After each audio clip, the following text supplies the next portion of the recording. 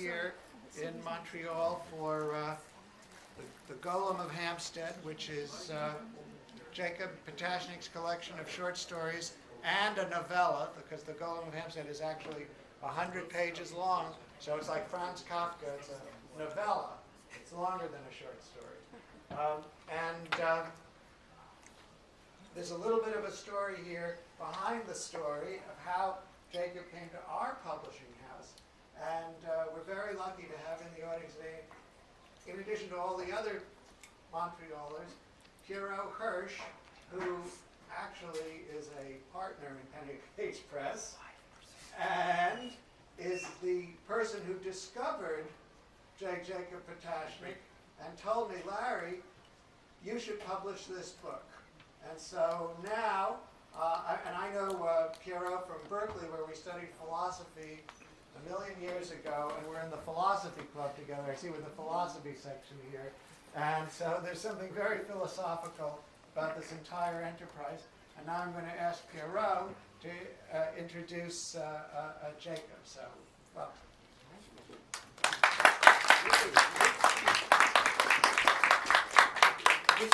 This is definitely a first for me, being a publisher, being at the Book Watch, 5%. I only wanted 5%, so I'm going to be much shorter than than Larry's presentation.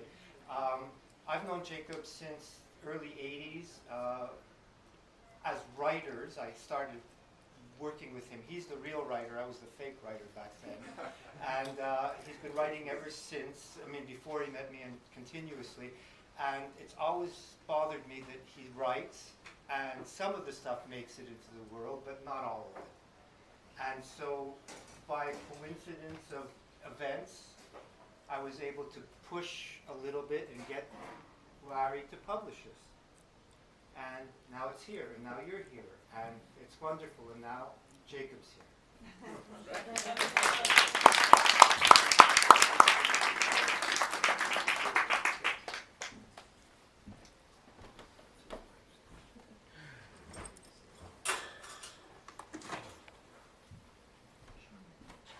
Hello.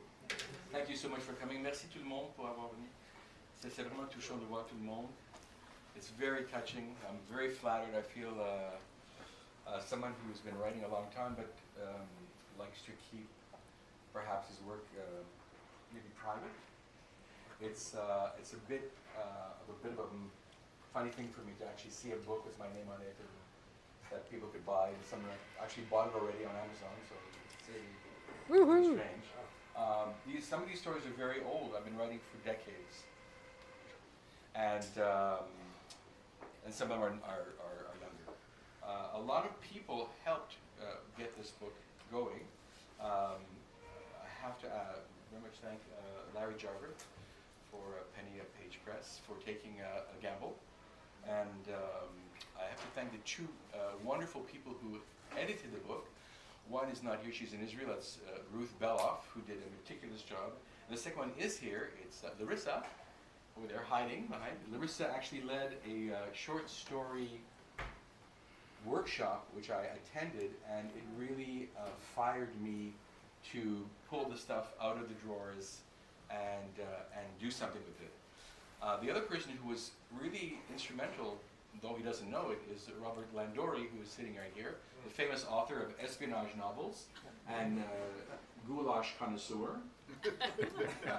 Robert has published, I think, 14,000 novels. Is that right? Minus 13,990. And Pascal and I were here a few months ago for the launch of one, and I looked at Pascal and said, this could be interesting. This could be fun. I'm totally blown away by seeing people from my life, friends who go back decades, and some new friends. And I also have to thank Pascal Landry, mon conjoint, qui pose pas trop de questions quand je travaille jusqu'à 1h, 2h le soir, et qui me supporte, et qui était toujours en arrière moi. Et c'est ça. So, it's customary to read from the novel, and I was wondering what I should read. And I had a chance to hear, there's going to be a talking version of this book available soon, and I had a chance to hear a guy who I don't know, somewhere in the States, reading the first few pages of the Golem of Hampstead, and it really blew me away. It was another incredible experience to hear your words spoken by somebody whom you don't know, but who got it. I mean, he really nailed it. So I think that's what I'll do, with your patience. So, the Golem of Hampstead actually was a story.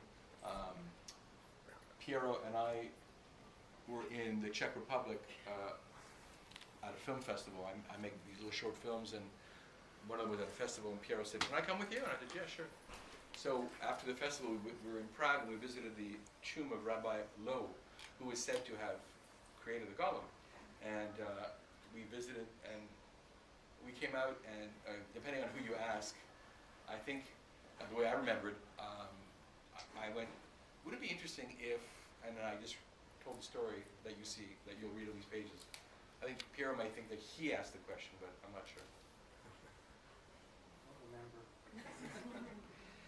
Max Schemmler lived in the town of Hampstead on the island of Montreal.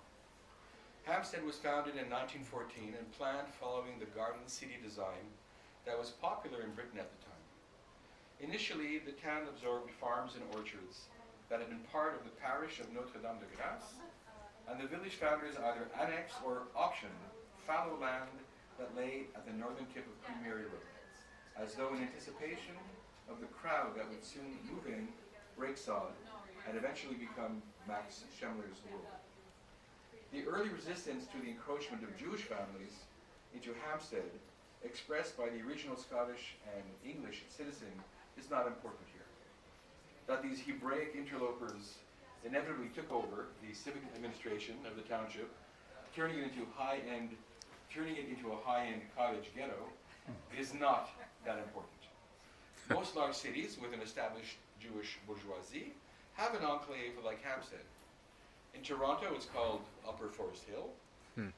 Nashville has Bellevue, while Westchester has New Rochelle. Even Melbourne has its St. Kilda East, and Sao Paulo prides itself on Higienopolis. What is important as far as Max's story is concerned is that Hampstead is where the rich Jewish people live.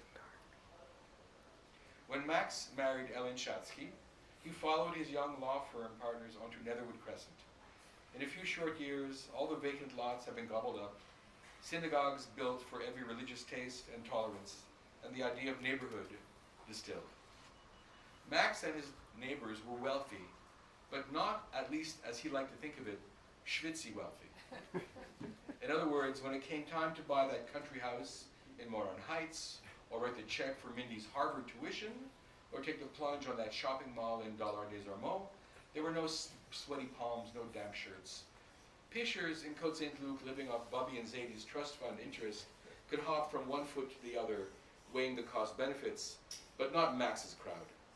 The Loire Vineyard Futures, the Manhattan West 1970s townhouse, the wealth was, as the French say, profond.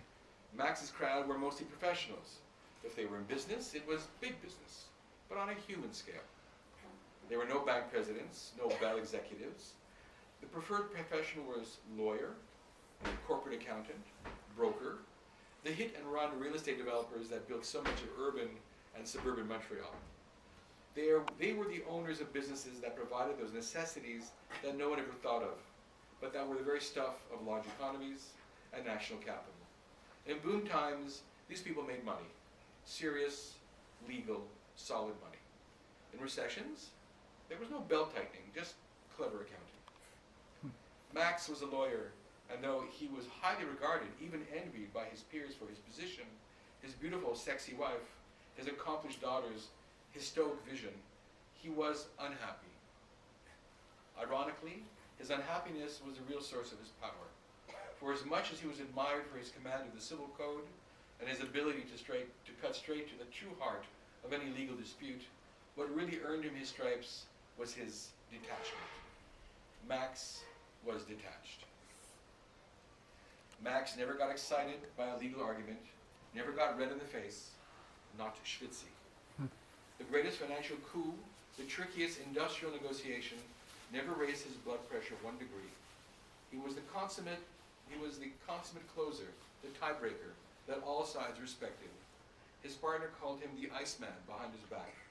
They loved the fact that in the face of cataclysmic legal disasters, Max was as removed as the North Star. It was in this clear-headed detachment that made Max invulnerable, held in awe by his peers. He could keep himself above the petty sidebar arguments and egos because Max was detached, and for good reason.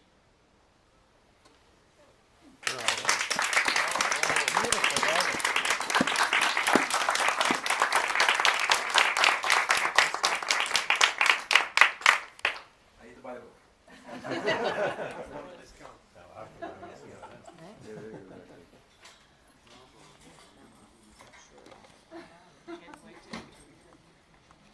There's wine, there's cheese,